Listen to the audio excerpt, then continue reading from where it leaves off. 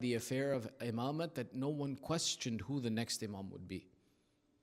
One of the titles of our 11th imam is known as Ibn al-Radha, is the son of Imam Radha. Actually, all of our Aimma, Imam Jawad, Imam Hadi, Imam Askari, are all known as Ibn al-Radha, that the son of Imam Radha. There's 2 points in significance to this. One is that from Imam Radha until Imam Zaman, there is no split amongst the Madhab Ja'fari again. That from Imam Radha, if you believe in Imam Radha, then you believe all the way to the 12th Imam. There is no one who believes in Imam Radha and then splits off into another direction.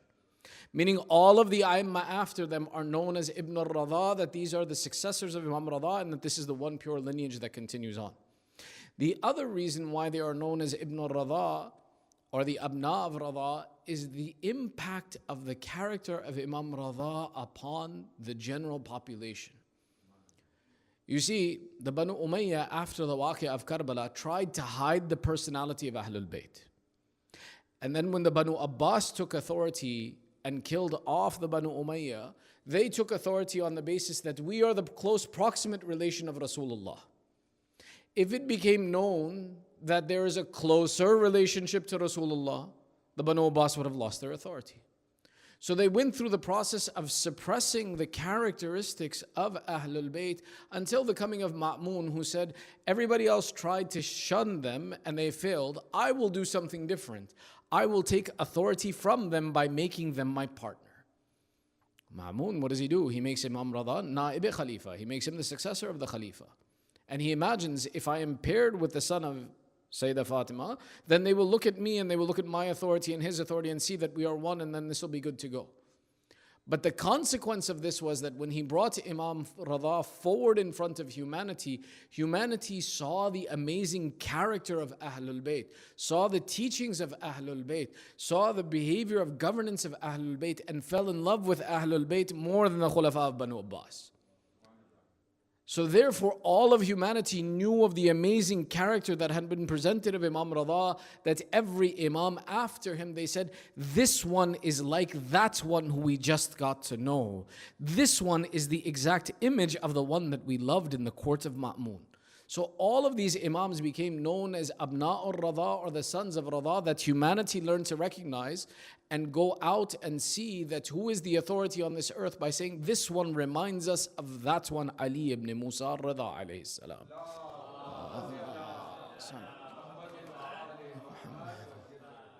We see that the Shahadat of Sayyid Muhammad takes place in the year 20 after Hijrah, not 20, the year when Imam Hassan is 20 years old, and the Imamate of Imam Hassan al-Askari begins at the age of 22. That for 2 years the Imam was public in front of the people, that they could recognize who is the next Imam, instead of the 22 years that normally would take. Now if you take a look at every other Imam, the Imam introduces to his companions his son and his successor, except in the case of Imam Hassan. Imam Hassan's imamat is not exposed to anyone until the very end, and these last 2 years are the only time that the Shia begin to recognize who is the Imam. But there is even a discussion that says that the imamat was such a hidden affair in front of people that we take a look and we see of the 4 sons of Imam al-Hadi, Sayyid Muhammad dies, Imam Hassan is the Imam, Hussein is a pious man but he doesn't step forward to do anything, and then there is Ja'far. Ja'far is someone who actually tried to take the imamat for himself. And it's noted that after Imam al-Askari, or in his time, he stepped forward and he attempted to take the imamat, which is why he became known as Ja'far-e-Kadhab, Ja'far the liar. The way he was exposed was that we knew of certain attributes that an imam should possess. And Ja'far didn't possess those attributes. Namely, an imam has knowledge of the unseen. So what would happen for the protection of the Shia, when they would send the Imam money so that no one would know who it came from, they never put the name on the outside. They would take the money, they would make a purse and sew the name on the inside of the purse and then present it to the Imam. And every Imam, when he would receive the purse, before he would touch it, he would tell you who the money is from, how much money is in there, how much of it is halal, how much of it is not from a halal source. Until they came to Ja'far. And they wanted to test Ja'far to see that is he truly the Imam or not. And Ja'far, when they gave him the purse, he said, thank you very much. And he said, I appreciate you giving me this money. I said, wait. Before you take this money, who is it from? Ja'far looks at it and he says, you're asking me to tell you the unseen. What are you asking me for? How could I tell you this? They said, thank you very much. We now know the truth. And they took it and they left. And this way, Ja'far was not able to steal the rights of the 12th Imam, and he was not able to take the position of the Imam. Which is why in history he's known as Ja'far-e-Kadhab, Ja'far the liar. However, we have in some writing from our 12th Imam, Sahib al-Asr wa Zaman, that this uncle of his actually repented for his actions, and that the Imam said, don't call him Ja'far-e-Kadhab, call him Ja'far-e-Tawwab. That Ja'far that turned back to Allah after he had made a mistake. The significance of this statement, while it's debated to say whether this is authentic or not, the significance of this is to note that anyone, no matter how great the mistake they make, always has the ability to turn back to Allah, to seek Allah's forgiveness, and that one can be forgiven for even great mistakes like this. In the life of Imam al-Askari, his imamat is the shortest imamat of any of the A'immah alayhimus salam. We have some A'immah, for example, our 7th Imam, whose imamat lasted for 34 years. The imamat of our 6th Imam, which lasted for over 30 years. We have some A'immah whose lives and their imamat lasted for a very long period of time, but the imamat of Imam al-Askari is a point of grief for us, that his imamat lasted only 6 years because of the extremity of the persecution upon him. That because the enemies knew that the Qa'im will come from Hassan ibn Ali, that once they saw this Imam rise, they persecuted him and tried to assassinate him repeatedly so as to end the lineage of Ahlul Bayt and A'immah. But regardless of the fact that majority of the Imam's imamat is spent in prison, that he is separated from the community, our Imam has left us a treasure and a wealth of knowledge, not in one subject, but in many subjects. That our Imam was a teacher on theology. Our Imam was a teacher on the Quran. Our Imam was a teacher on fiqh. Our Imam was a teacher on akhlaq. Our Imam was a teacher on mantiq and logic. That from our Imam, though his imamat was short of only 6 years, there is a wealth of knowledge and information and protection of the religion of Islam that he established.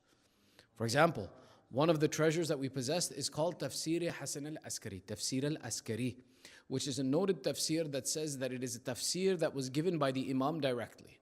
Now, there's some debate about this tafsir. Why?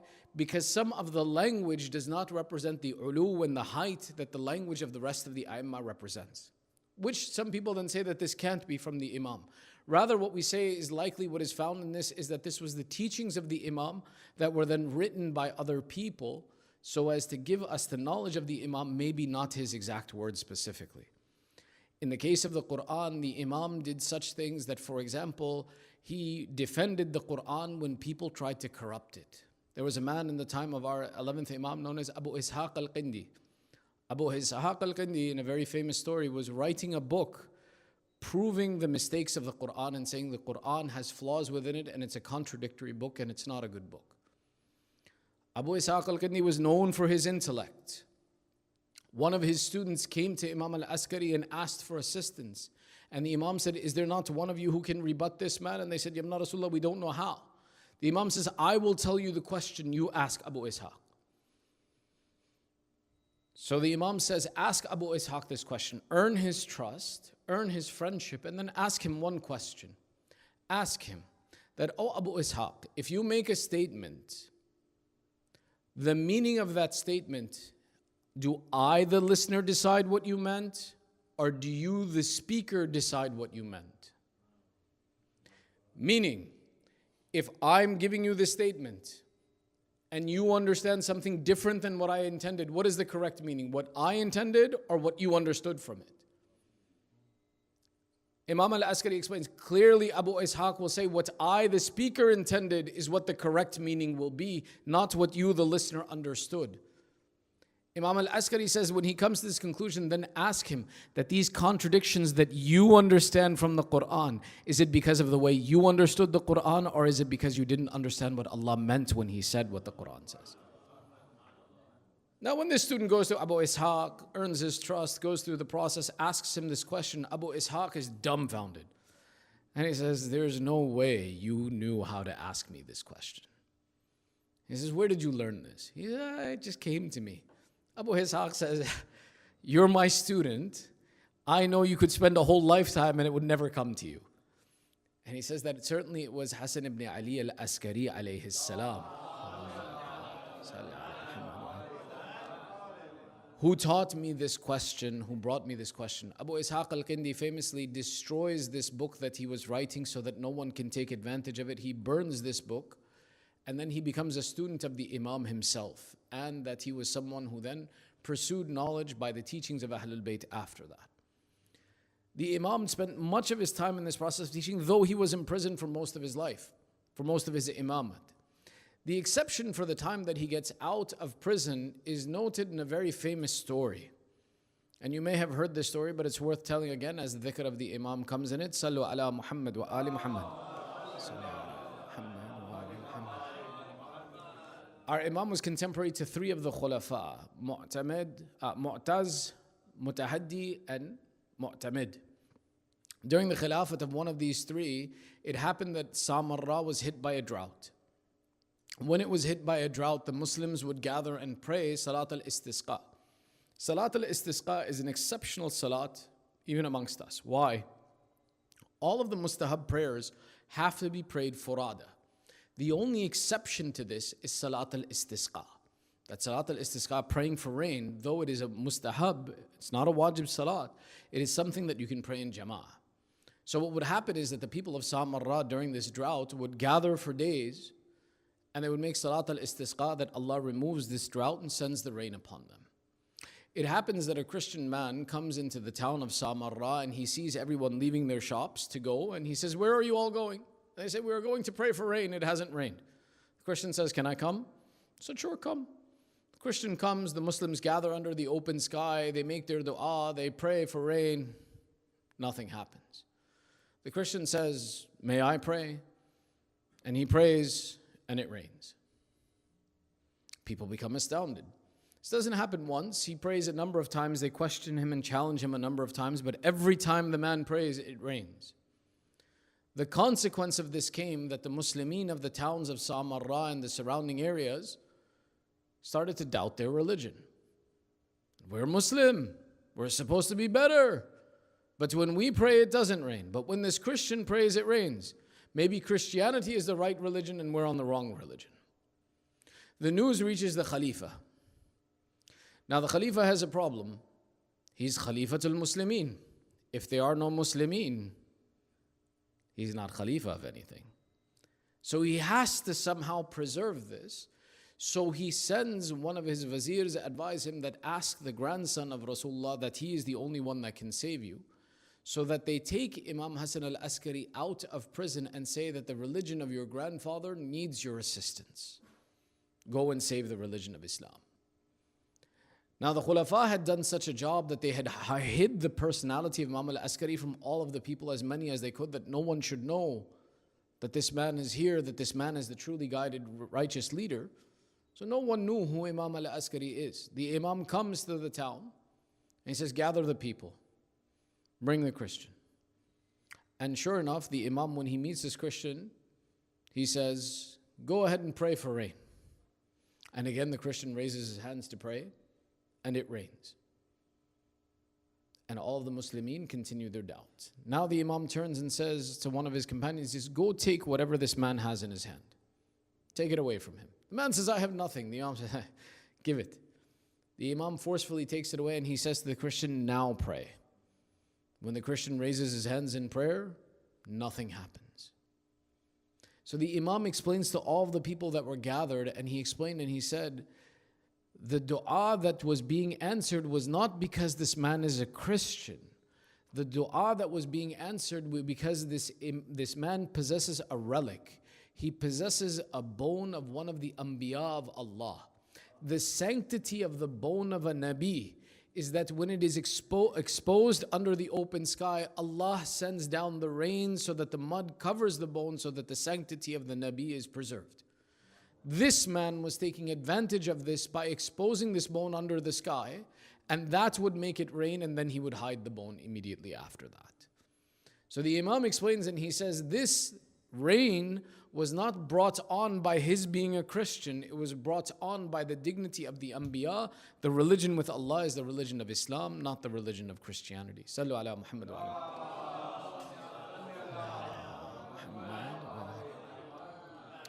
This event is what then made the people aware that such a great personality like the grandson of the Prophet was present amongst them.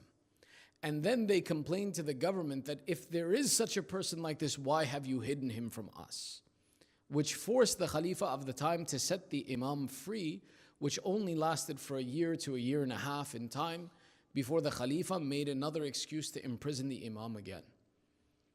Even the wiladat of our 12th Imam, Sahib al-Asr wa Zaman, is a hidden affair that takes place in this 1 year and a half. This taking place in the year and a half is something that happens in spite of all of the pressure and difficulty that would be placed on the Imam. That they knew that if we set this Imam free, there is still the likelihood that if he has a child, that will be the one who is known as Mahdi, that will be the one who is known as Al-Qaim, that will be the one who will destroy our government and leadership. Therefore, don't give him the opportunity to even have children. So there were spies within the house of the Imam throughout this entire period. That the Imam famously was constantly surrounded by spies. And even during the period of his freedom, he was forced that every Monday and Thursday he would go to the Dar al-Imara, go to the government office and present himself to explain what he was doing.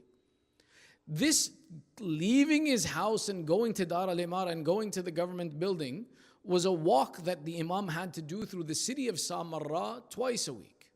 The Shia had thought this would be a good opportunity for them to connect with the Imam. But the Imam himself warns and he says, do not ever say salam to me in public because your life will be in danger if you are seen speaking to me. This is the severity of the condition that not just the Imam but the Shia were constantly under threat of punishment and attack by this government. And yet in this is when our Imam is still born, which is why the verse that we began with, يُرِيدُونَ لِيُطْفِئَ نُورَ اللَّهِ بِأَفْوَاهِهِمْ. They try to put out the light of Allah with their breath. وَاللَّهُ مُتِمُّ نُورِهِ وَلَوْ كَرِهَ الْكَافِرُونَ. That Allah still completes His light, though these disbelievers, they hate this. That in this situation, one of the things that, for example, is discussed, understanding the culture and the environment, that the affair of the birth of the 12th Imam was a hidden affair. It wasn't made public to anyone. It wasn't something that was readily known to anyone, to the extent where there's even a debate on who was the mother of the 12th Imam. One of the names of the mother of the 12th Imam is the same name that's given to all of the mothers of the Imam from our 8th Imam until the last Imam as Ummul Walad. Now, in our narrations, we call her Sayyidah Narjis. In other narrations, she has another name. But one of the things that we know is that her title is known as Ummul Walad. This title within itself has a secret of the history of the teachings of Ahlul Bayt within it itself. We're running out of time. Are you guys okay? Should we continue? Sallu ala Muhammad wa ali Muhammad.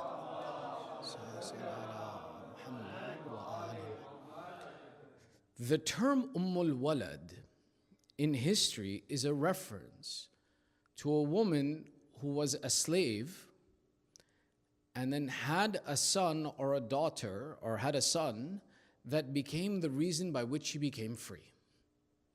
You see, Islam, while it allowed slavery to exist, put in all of the tools and mechanisms necessary to remove slavery from society.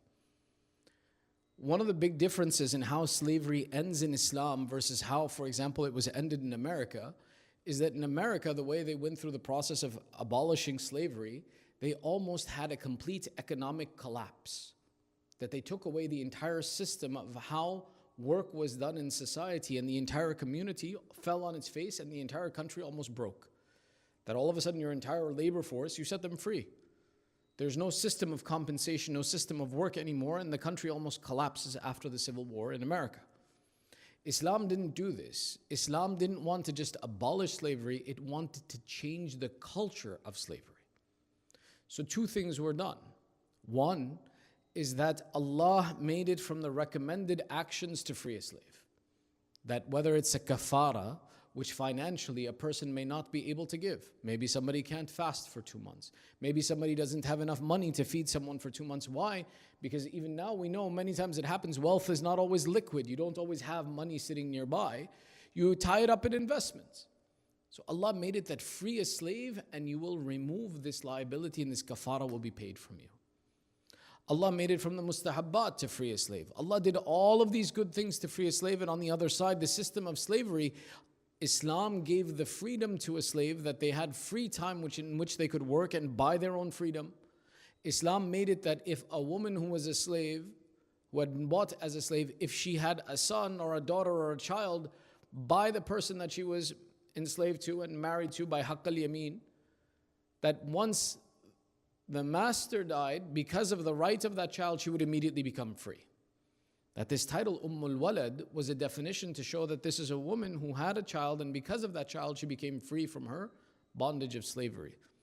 Islam created infrastructure to remove this from society. The Ahlul Bayt used this structure to change society. From our 8th, 9th, 10th, 11th, and 12th Imam, that all of them are born to Ummul Walad, meaning that someone that was the possession of the Imam's right hand, that gave birth to a child, was to change the culture of the Arab. When our Prophet Rasulullah sallallahu alaihi wasallam, he made great effort to create equality between Arab and Ajam, to remove the superiority of the Arab. We saw the closest companions of our Prophet were not Arabs, were not from the Quraysh. There were others that the Prophet brought in, Maytham al-Tammar, Salman, Miqdad. These were not from the honorable clans. Our Prophet, even the structure of society. But after our Prophet left this world, the Banu Umayyah reinstated the superiority of Arab, to the extent where that in the time of Hajjaj and Abdul Malik ibn Marwan, it became so bad that if a non-Arab married an Arab woman and the government found out, they would separate the two and then beat the man that how dare you marry an Arab? Do you not have any idea of how low your status is and how great her status is? Society had come back to a greater inequality where Arabs were considered superior and everyone else was inferior. The Imams, wanting to change this, showed and married non-Arab and had A'immah from those ladies who were not from the Arab families to demonstrate and show that there is nothing less in those people just because they're not Arab. So why all of the A'immah, if you take a look, they're born to women who are not Arab. Why? Because to break the wrongs in society in this process, which is why Imam Hassan's mother was known as Salil, who was also Ummul Walad and not from the Arabs. And the mother of the 12th Imam, whether we may disagree about what her name was, she was also someone who was purchased out of slavery and made to be the mother of the 12th Imam. The Imam, having this child in this period of 1.5 years, after this time, it is that the Imamat of the 12th Imam, and we'll discuss this in detail tomorrow, was something that had to be a hidden affair to hide it from society. And this is where one of the debates comes, is that how do we know the Imam was actually born? And there's some debate about this that say that the riwayat that tell us about the birth of the Imam are not authentic. Look at the conditions of the time, where the affair had to be hidden. That there can be a possibility of a question of knowing that the Imam's birth was something that society couldn't know about, or it would endanger the life of the Imam and it would endanger the life of his father. So this affair was hidden from society even in this time, until then that the Khalifa was able to, Mu'tamid was able to put the Imam back into prison and continue the process of trying to poison and kill off the Imam. And that within a period of 6 years he became successful in this attack and the Imam was poisoned. The age of our 12th Imam is reported as being not more than 5 years of age at the time of the shahadat of his father. And that our 11th Imam was poisoned. And similar to his forefather, Imam Hassan al-Mujtaba, he was not poisoned once, but many attempts were made on his life. When the son of Amir al-Mu'mineen was poisoned, and that poison, halal, that took his life, he says, I have been poisoned many times, but never by such a severe poison. Similarly, Imam al-Askari, all three of the khulafa that presided over his time, made attempts on killing him until Mu'tamid became successful in poisoning the Imam. They describe and they say that the Imam's condition, he passed away in the morning times close to Fajr, and in that final time, the weakness that the poison produced in his body, that when the Imam asked for water to turn down the burning that he was feeling from the poison that he had drank, was something that he did not have the strength in his hand to hold the cup, that there were only 2 servants that were with him and none of his family was allowed to be near him when the Imam finally was, after Salat al-Fajr, about to succumb to his death. That in these moments they said that we did not know from where a young man came to visit his father in that moment. He came and he attached himself to the chest of his father. We would remember and say that, "Oh Imam al-Hasan, it is your son on your chest." And some time ago it was your grandfather Rasulullah who called to Imam Hassan and Imam Hussein, and he said, "Bring my sons to me." When they attached themselves to the chest of Rasulullah, famously it's noted that Rasulullah would lose consciousness. Imam Ali would remove the sons from the chest of Rasulullah, lest that it be a source of difficulty on the Prophet. "Oh Imam Hassan, we don't know when Sahib al-Zaman attached himself to your chest. What was your condition in that moment?" The final tabarrukat of imamat were passed to the 12th Imam. In this they begin to say that the sweat of death overtook the brow of Imam al-Askari. His eyes began to close. His hands and feet began to move from the severity of the pain of death. His breathing became shallow until the ruh of the Imam left this world. And my Imam became shaheed. They describe in difficulty that Sahib al-Zaman in his great grief was alone, that none of the Banu Hashim were there to join him to do the ghusl and the kafan and prepare the body of dafan of his father, that no one was there to help our 12th Imam. But Yabna Rasulullah, we turn with all due respect. You fulfill the rights of your father. You did his ghusl, you did his tajheez, you did his kafan. But oh my dear Abu Abdullah al-Hussein, who was left alone in the field of Karbala, that there was no ghusl, no kafan that was done for him.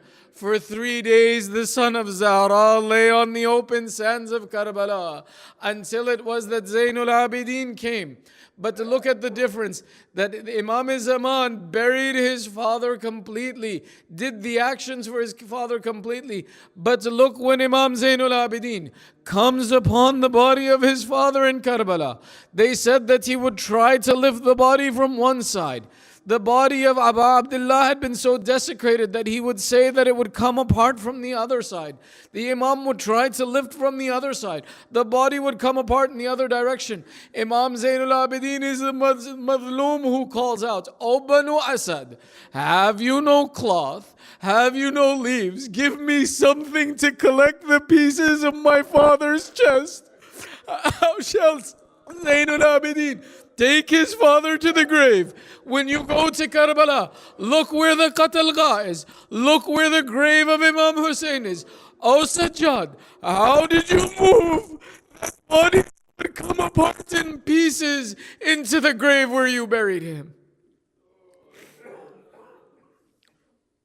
ألا لعنة الله على القوم الظالمين وسيعلم الذين ظلموا أي منقلب ينقلبون إنا لله وإنا إليه راجعون رضا بقضائه وتسليما لأمره ندعوك باسمك العظيم الأعظم الأعز الأجل الأكرم. We raise our hands in dua. Ya Allah, Ya Allah, Ya Allah, Ya Allah, Ya Allah, Ya Allah, Ya Allah, Ya Allah, Ya Allah, Ya Mahmud بحق محمد، يا أعلى بحق علي، يا فاطر السماوات بحق فاطمة، يا محسن بحق الحسن، يا قديم الأحسان بحق الحسين. Oh Allah, accept this small ibadat from us. Ya Allah, give the thawab of this majlis to the marhumin of tonight's sponsors, our marhumin and all those who are in need of dua. Oh Allah, forgive our sins and cover our flaws. Ya Allah, keep our children on the upright path of Islam. Oh Allah, those amongst our families, our community, the mu'mineen who are suffering through sickness and disease, Ya Allah, give shafa'ah to the mu'mineen wherever they are. Ya Allah, those mu'mineen who are suffering through insecurity and difficulty, whether in Afghanistan, Yemen, wherever in the world that there is suffering, oh Allah, give aman and peace to the mu'mineen wherever they are.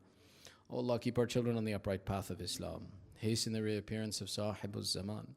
Make us and our families from the upright supporters of Sahibul Zaman, and entitle us to the ziyarat of Imam Hussein in this world and the shafa of Imam al-Hussein in Akhirah. One Suratul Fatiha with your loudest of salawat ala Muhammad wa ali Muhammad. Salli ala Muhammad.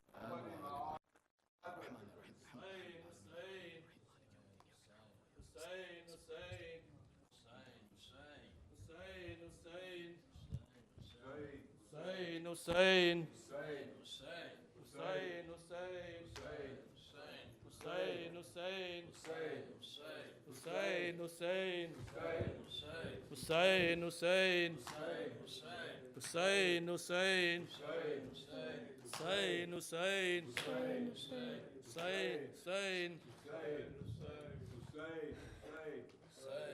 الوداع الوداع یا شهید بے خطا ناز دشت نینوا شاہ کربلا الوداع الوداع یا شہید بے خطا ناز دشت نینوا شاہ کربلا الوداع الوداع یا شہید بے خطا ناز دشت نینوا شاہ کربلا کر قبول بہن کا سلام یا حسین قید ہو کے جا رہی ہوں شام یا حسین دل میں تیری یاد ہے آسرا سجاد ہے ساتھ ابن زیاد ہے میں ہوں بیردا الوداع الوداع یا شہید بے خطا ناز دشت نینوا شاہ کربلا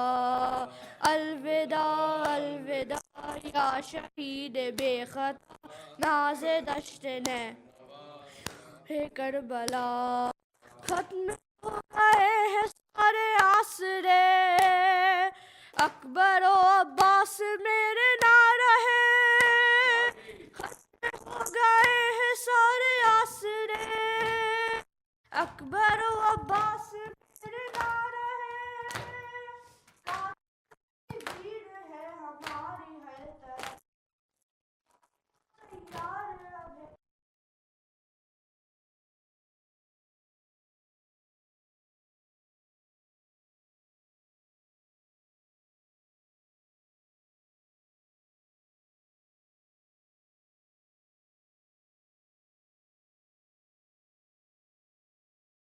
اب الوداع الوداع یا شہید بے خطا ناز دشت نینوا کربلا کیا سناؤں درد فقر پنجتن چاہے میں نے لاکھ ہے کیے جتن کیا سناؤں درد فخر پنجتن چاہے میں نے لاکھ ہے کیے جتن میرے دائیں انما بچا نہیں سکی بھائی تیری لاش پہ میں آ نہیں سکی آگ تھی خیام تھے جن میں دو امام تھے بچے تشنہ کام تھے آتی کس طرح الوداع الوداع یا شہید بے خطا ناز دشت نینوا شاہ کربلا الوداع الوداع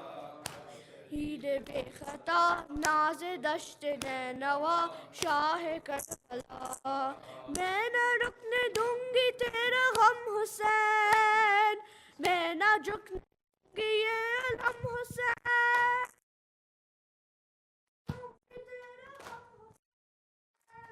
میں نہ جھکنے دوں گی یہ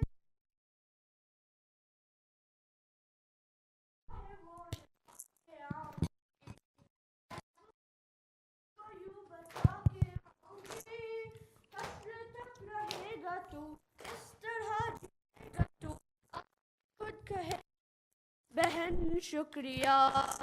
अलविदा अलविदा या शहीद बेखता, नाज़े दश्त नैनवा शाह करबला। या हुसैन, या हुसैन, या हुसैन। खुदा हाफिज, खुदा हाफिज। है रुखसत की घड़ी, ऐ करबला वालों, खुदा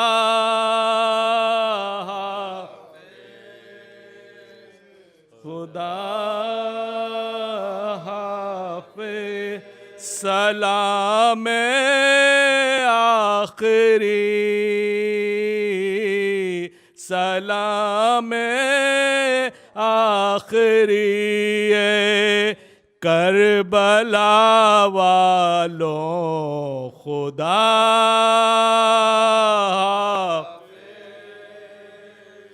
खुदा हाफिज। न हमसे हो सका कुछ भी अदा, हक में जुबानी का न हमसे हो सका कुछ भी अदा, हक बेजुबानी का है ये शर्मिंदगी, है ये शर्मिंदगी, है ये शर्मिंदगी करबला वालों, खुदा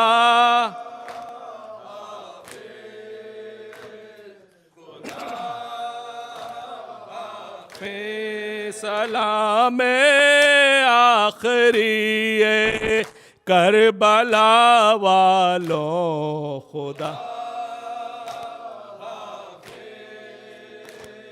खुदा हाफिज।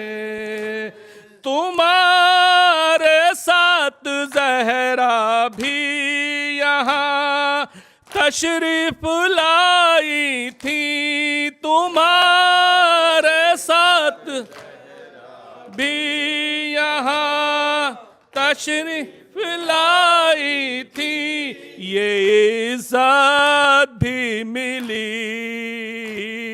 ये इज़्ज़त भी मिली, ये इज़्ज़त भी मिली है करबला वालों, खुदा हाफिज, खुदा हाफिज। हमारे घर की रौनक भी तुम्हारे साथ जाती है, हमारे घर की रौनक भी रे साथ जाती है, उदासी छा गई, उदासी छा गई, उदासी छा गई करबला वालों, खुदा खुदा हाफिज। तुम्हारे गम में रोते रोते मर जाते तो अच्छा था, तुम्हारे गम में रोते रोते जाते तो अच्छा था, ये हसरत रह गई, ये हसरत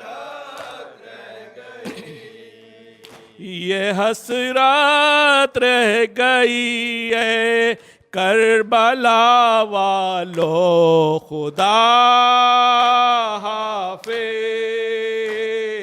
खुदा हाफिज। किसी सूरत बहलता ही नहीं दिल कैसे बहलाए किसी सूरत बहलता ही नहीं, दिल कैसे बहलाए अजब है जाकुनी, अजब है अजब है जाकुनी है करबला वालों खुदा हाफिज, खुदा हाफिज। फिर अगले साल हम यूं ही सफे मातम बिछाएंगे, फिर अगले साल हम यूं ही सफे मातम बिछाएंगे। रही गर जिंदगी, रही गर जिंदगी, रही गर जिंदगी है करबला वालों खुदा हाफिज, खुदा हाफिज। या हुसैन, या हुसैन, या हुसैन। आले नबी का काफिला जब कैद से छूट कर चला, नज़दीक यसरब जब हुआ, फ़िज़ान ज़ैनब से कहा, बीबी मदीना गया, बीबी मदीना गया, बीबी मदीना गया, बीबी मदीना गया।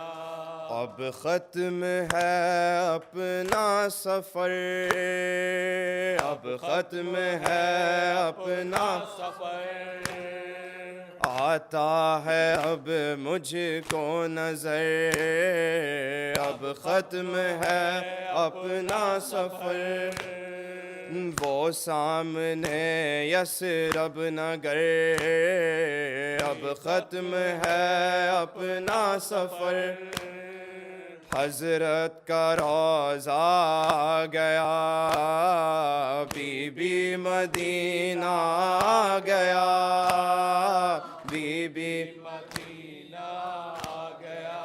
अहले मदीना आएंगे, अहले मदीना बर्बाद हमको पाएंगे, अहले मदीना बेताब सब हो जाएंगे, अहले मदीना हो जाएगा महशर बपा, बीबी मदीना गया, बीबी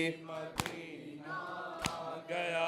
सरवर न आएंगे नजर, सरवर न आएंगे नजर, अकबर न आएंगे नजर, सरवर न आएंगे नजर, असगर न आएंगे नजर, सरवर न आएंगे नजर। सुगरा का होगा हाल क्या, बीबी मदीना गया, बीबी मदीना गया। रुलवा रही है आज भी, रुलवा रही है आज भी, तड़पा रही है आज भी, रुलवा रही याद आ रही है आज भी, रुलवा रही है आज भी। तौकीर ज़ैदी सदा बीबी मदीना गया, बीबी मदीना गया, बीबी मदीना गया, बीबी मदीना गया। अलविदा अलविदा अलविदा ए हुसैन, अलविदा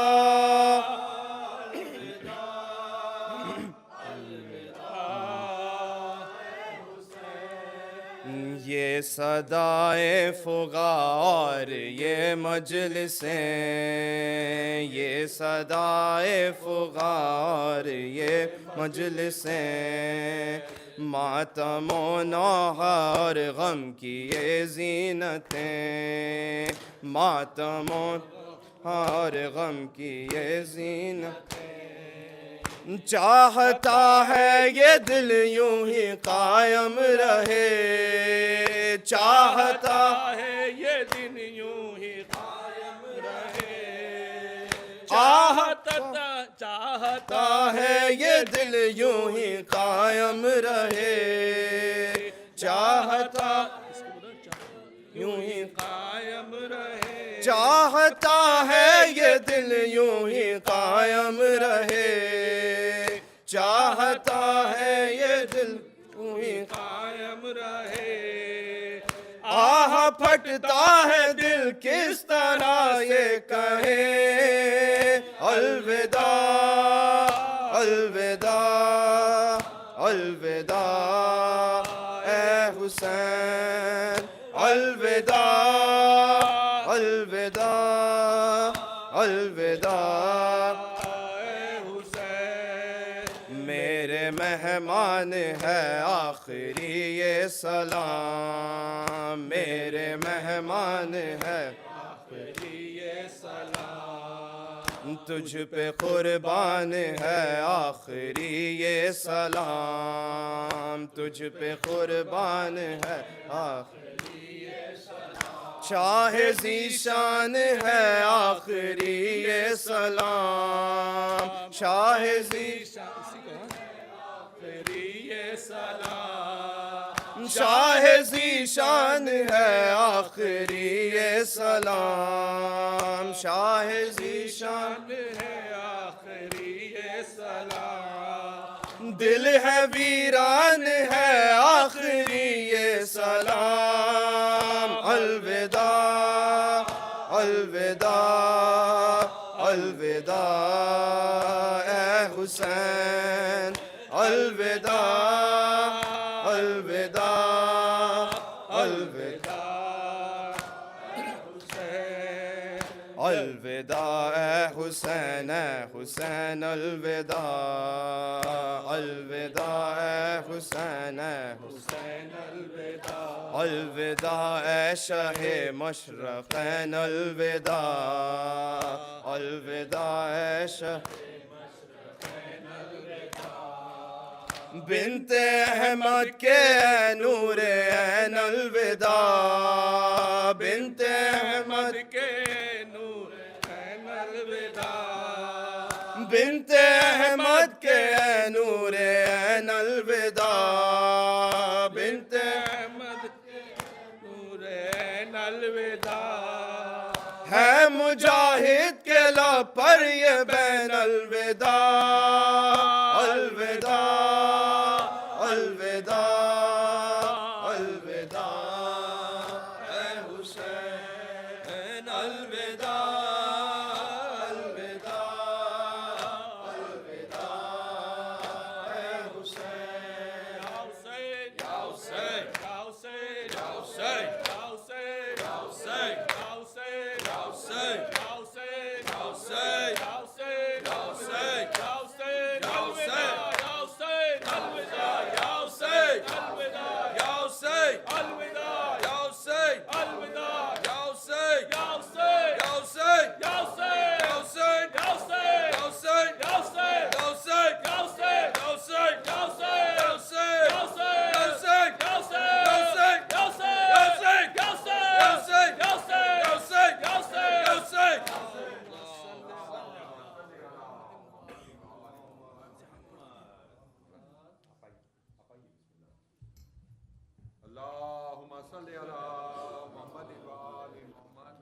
نتوجه الزيارة. اللهم صل على محمد وآل محمد.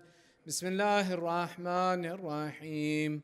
السلام عليك يا رسول الله، السلام عليك يا نبي الله، السلام عليك يا حبيب الله وخاتم النبيين، السلام عليك يا علي أمير المؤمنين علي بن أبي طالب، السلام عليك يا فاطمة الزهراء سيدة النساء العالمين، السلام عليك يا أبا محمد حسن بن علي المجتبى، السلام عليك يا أبا عبد الله الحسين الشهيد بكربلاء، السلام عليك يا أبا عبد الله وعلى الأرواح التي حلت بفنائك، عليكم مني جميعا سلام الله أبدا ما بقيت وبقي الليل والنهار، ولا جعله الله آخر العهد مني لزيارتكم.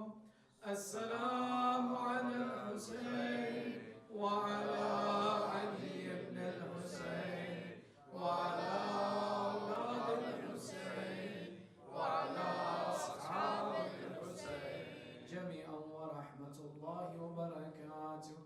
السلام عليك يا علي بن الحسين زين العابدين، السلام عليك يا محمد بن علي باقر علم النبيين، السلام عليك يا جعفر بن محمد الصادق، السلام عليك يا موسى بن جعفر الكاظم، السلام عليك يا علي بن موسى الرضا، السلام عليك يا محمد بن علي الجواد، السلام عليك يا علي بن محمد الهادي، السلام عليك يا حسن بن علي العسكري، السلام عليك يا حجة الله يا ابن الحسن يا صاحب العصر والزمان، عجل الله تعالى فرجك وسهل الله تعالى مخرجك وظهورك وجعلنا من أعوانك والأنصارك. السلام عليكم جميعا ورحمة الله وبركاته. इस खाते की दरबार है असीराने करबला शहीदाने करबला और कुल मोमिन और मोमिनात के लिए।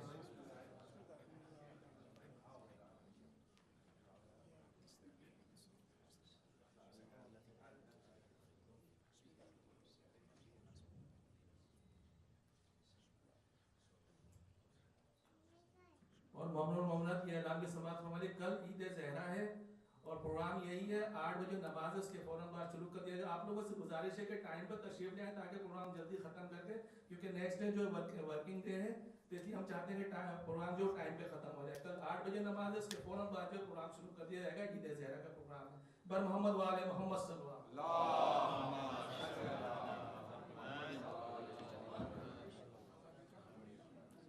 और जो नजर का इंतजाम है तबरुक का वो 7 PM पे, तो आप लोग इस चीज का ख्याल रखिएगा। बर मोहम्मद वाले मोहम्मद सल्लल्लाहु।